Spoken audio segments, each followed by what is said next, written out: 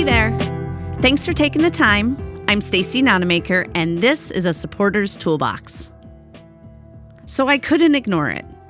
An interesting podcast and an email from one of my favorite thinkers, both talking about opportunities in quitting or messing up on the same day. My brain immediately did what it always does.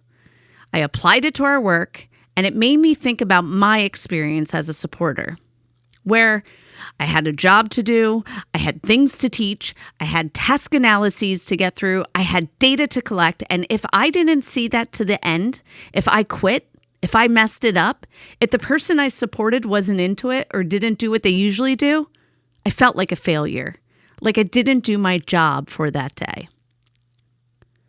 This is about the art of quitting.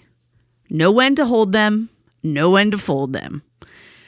Knowing when the person you support has had enough or needs to pump the brakes, and then finding the opportunity in those times.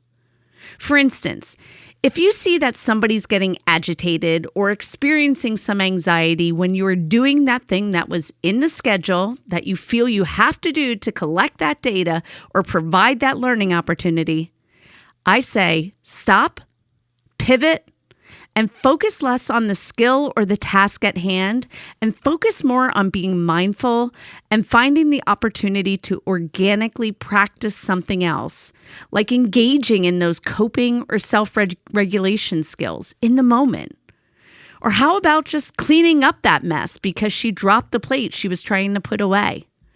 Or how about just stop and redirect to something else that feels more positive, more meaningful, more important in that moment? Don't live in the action of quitting or failure. Make the most out of it. You know, there are actually people out there who study and talk about quitting. And if you've been listening to me, you probably are realizing that there are people out there that are thinking about and researching just about everything related to what we humans do. And in this case, Annie Duke, believe it or not, a former professional poker player, a decision strategist, and a best-selling author, knows a lot about and talks a lot about quitting. When I heard her talk about her spin on quitting, two biases she brought up made sense to me and translated to the work of a supporter. First, she talked about status quo bias, where we tend to have a preference for the path that we are already on. We don't like changing courses. And frankly, I am so guilty of that. I want to see things to the end, even if it's a really horrible show on Netflix or a really bad book. But, you know, if you think about it, can you imagine if an airline pilot thought the same thing when they were confronted with a really bad storm at landing, but they wanted to stay on the course that they had decided previously? The second bias she talks about is called omission commission. And this bias is the feeling like failing to act is worse than actually doing something that may be the wrong thing. It means that we feel like when we do nothing or quit or don't see something to the end, we feel like we aren't actively engaged like we should be. But think about it. Quitting or knowing when to fold them is actively making a decision. So there are errors in these biases that I think we can all relate to. Bob Sutton, an organizational psychologist and Stanford professor, tells us that failure sucks, but instructs. I mean, could not put it any more eloquently. So yeah, when we quit, we think we fail. But sometimes, as I said, we need to quit because moving forward will not be as helpful as actually quitting. It may not accomplish anything.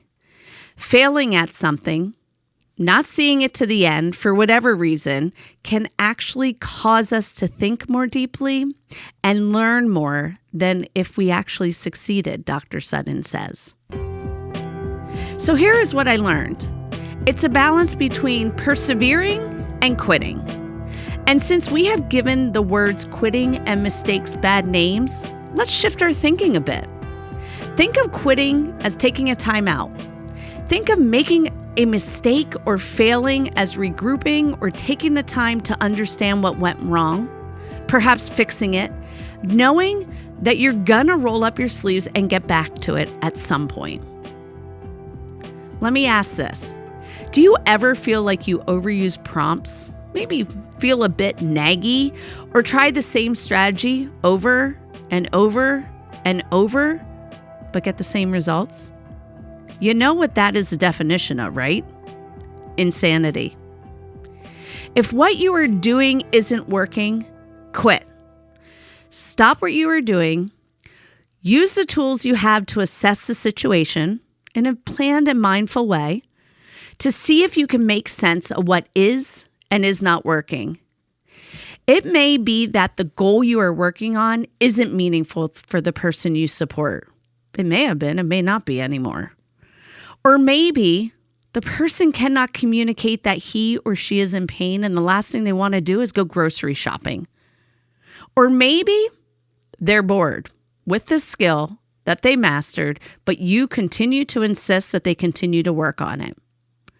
Or maybe the person is just having a bad day, bad week, or bad month. Can you relate? I can. Our behavioral bias around the concept of quitting and making mistakes is filled with error. Hopefully, you now look at it as an opportunity and are able to shift your support because you will learn more in the long run and the person you support will benefit from it. How do I know? Because there's some crazy people out there who study this stuff and that's what they tell me. Again, thanks for taking the time. I know you're busy. Hoping you took one thing away that can make today a better day for the person you support. Bye now.